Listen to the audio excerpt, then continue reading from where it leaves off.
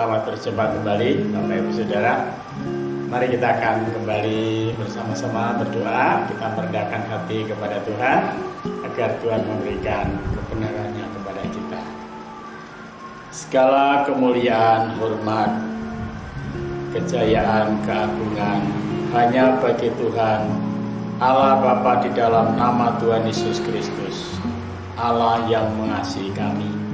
Kami bersyukur kepadamu ya Bapa, untuk kesempatan ini kami merendahkan hati kami. Kami berdoa, kami mohon belas kasihan-Mu, berikan pewahyuan-Mu kepada kami, agar kami dapat mengerti kebenaran firman-Mu, berikan kuasa-Mu kami dapat melakukan. Kami berdoa dalam nama Tuhan Yesus, haleluya, amin. Baik Bapak Ibu Saudara, mari kita kembali belajar dengan firman Tuhan dengan satu tema, hati yang berbelas kasihan, ya. Atau hati Yesus yang berbelas kasihan. Kita akan kembali belajar bersama dengan firman Tuhan di dalam Kitab Injil Matius, ya. Kitab Injil Matius pasal yang ke-9. Injil Matius pasal 9. Kita akan belajar bersama dengan Injil Matius pasal 9 ayat 35 sampai dengan ayat yang ke-38. Ayat ini judul di atas, belas kasihan Yesus terhadap orang banyak. Demikian Yesus berkeliling ke semua kota dan desa. Ia mengajar dalam rumah-rumah ibadat dan memberitakan Injil kerajaan surga, serta melenyapkan segala penyakit dan kelemahan. Melihat orang banyak itu, tergeraklah hati Yesus oleh belas kasihan kepada mereka, karena mereka lelah dan terlantar seperti domba yang tidak bergembala. Maka katanya kepada murid-muridnya, tuaian memang banyak, tetapi pekerja sedikit. Karena itu mintalah kepada Tuhan yang mempunyai tuaian, supaya ia mengirimkan pekerja-pekerja untuk tuaian itu. Amin. Puji Tuhan, Bapak Ibu Saudara yang terkasih di dalam Tuhan. Hati yang berbelas kasihan, hati yang berbelas kasihan itu hanya hati Yesus. Kenapa saya katakan hati yang berbelas kasihan itu hanya hati Yesus? Selain hati Yesus tidak ada manusia yang punya belas kasihan.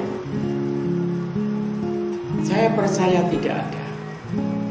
Kalau seandainya ada pada hari ini pun, orang akan berkata, orang itu kalau tidak saya tolong, kalau saya tidak kasihan, sudah saya buang. Ini manusia, saudara. Kalau seandainya orang berkata, aduh kasihannya orang itu, paling hanya ngomong, hanya berbicara. Saudara, ada lagi. Kalau misalkan orang itu sudah ditolong, lalu orang itu dinasihati, mungkin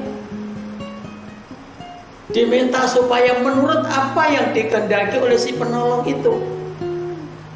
Atau orang yang pernah menolong itu minta tolong kepada orang yang pernah ditolong.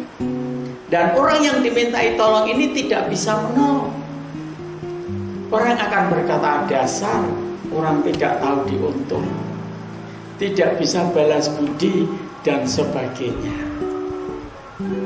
Tetapi Yesus tidaklah demikian.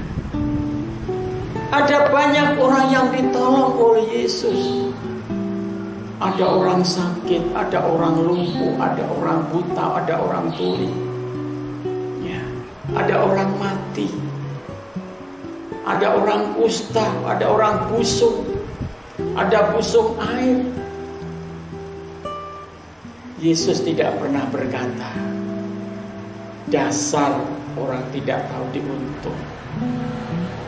Ya, ada orang berdosa datang, dia bertobat.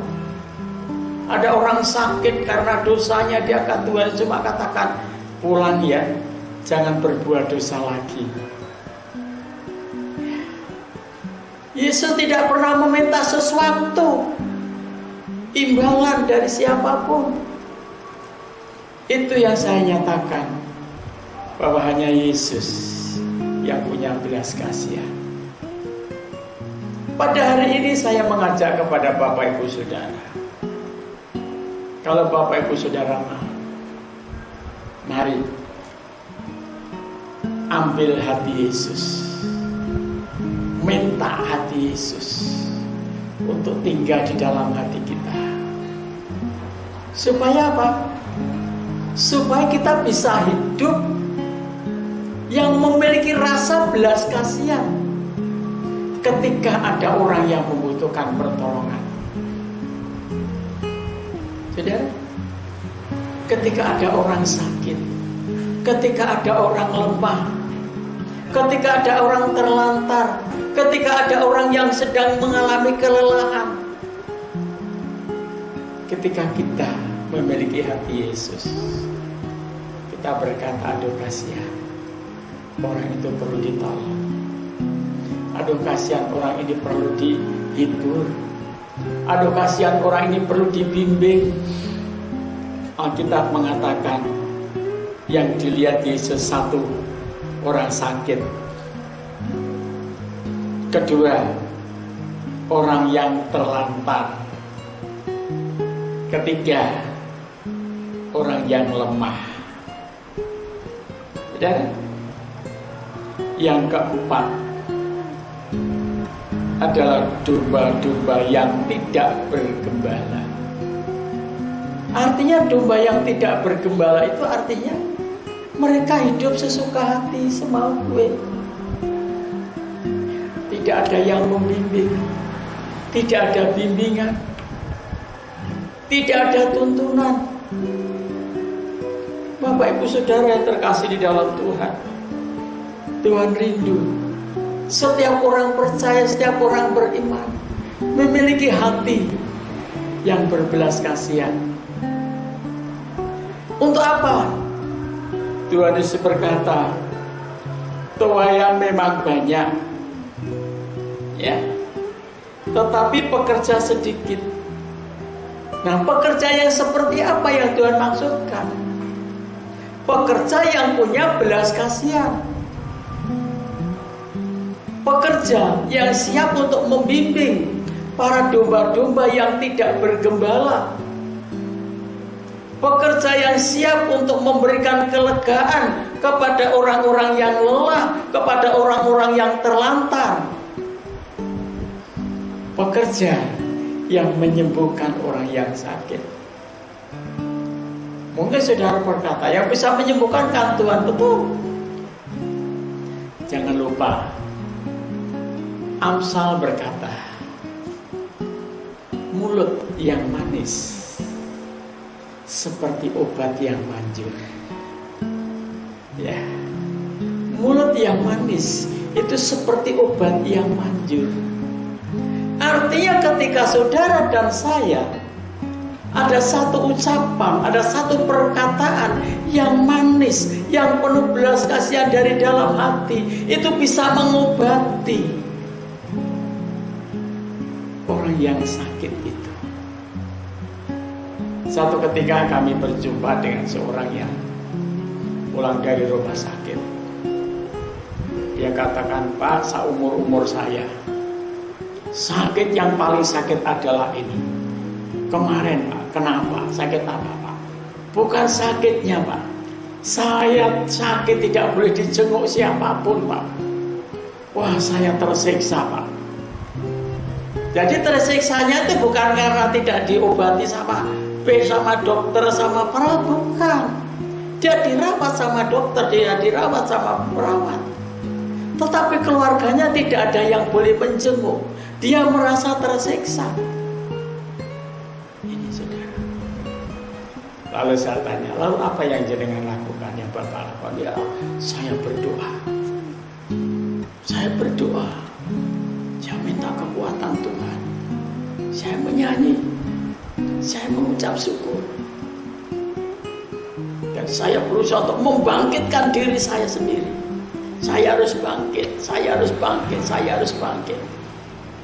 Dan puji Tuhan, dia bisa melewati. Saudara, mulut yang manis itu menjadi seperti obat yang manjur. Hati yang gembira, obat yang manjur. Mulut yang manis membuat hati bergembira, orang bergembira, membuat orang bisa bersukacita. Bisa meringankan orang yang sakit itu. Bapak Ibu Saudara terkasih dalam Tuhan, Tuhan mencari orang-orang yang punya hati untuk ditaruh. Hati yang penuh belas kasihan. Hari ini Tuhan cari penuai-penuai yang penuh belas kasihan. Penuai memang banyak, tetapi tidak dengan belas kasihan. Banyak orang-orang yang melayani tanpa belas kasihan, tapi Tuhan rindu. Setiap kita bisa melayani Tuhan, kita bisa melayani pekerjaan Tuhan, kita bisa melayani sesama dengan kasih. Ya. Mari kita sama-sama berdoa. Kita mengucap syukur kepada Tuhan. Lalu hari ini Tuhan mau supaya saudara ditaruh hati yang penuh belas kasihan. Bapak Ibu Saudara bisa melayani dengan kasih. Rasul Paulus mengatakan, sekalipun aku bisa berkata-kata dengan 1000 bahasa, dengan bahasa malaikat, aku bisa mempersembahkan tubuhku untuk dikorbankan, dibakar sekalipun. Kalau aku tanpa kasih, aku pun tidak ada faedahnya apa-apa. Kasih Kristus tentunya kan membuat Bapak Ibu Saudara berharga di mata Tuhan. Sama seperti Paulus, dia berharga di mata Tuhan karena hatinya dipenuhi dengan kasih Kristus. Oleh sebab itu Bapak Ibu Saudara terkasih dalam Tuhan, mari kita sama-sama berdoa dan kita mengucap syukur kepada Tuhan. Kita berdoa. Haleluya. Bapa di surga, kami bersyukur kepada-Mu Tuhan, biar pernyataan-Mu Tuhan menjadi satu fakta bagi setiap kehidupan kami, agar kami menjadi penuai-penuai yang penuh dengan kasih Kristus. Ya, ketika kami melihat orang sakit, kami berbelas kasihan. Ketika kami melihat orang terlantar, kami penuh berbelas kasihan. Ketika kami melihat domba-domba yang tidak bergembala, kami memiliki belas kasihan. Bapa, taruhlah kasih-Mu di dalam hati kami. Alirkanlah kasih-Mu dalam setiap hati kami, supaya setiap hati kami dipenuhi dengan kasih-Mu, dan kami dapat melayani pekerjaan-Mu dengan kasih. Terima kasih Bapa di surga, kami mengucap syukur. Terpujilah nama-Mu ya Tuhan, karena korban-Mu di atas kayu salib pun, karena Engkau mengasihi kami, karena begitu besar kasih Allah, sehingga Ia telah mengaruniakan anaknya yang tunggal. Setiap orang yang percaya kepadanya tidak binasa, melainkan beroleh hidup yang kekal. Terima kasih Bapa, kami bersyukur kepadamu. Oleh kasih karunia kami diselamatkan. Terpujilah nama-Mu ya Tuhan. Dalam nama Tuhan Yesus, berkat-Mu turun atas kami. Haleluya. Amin.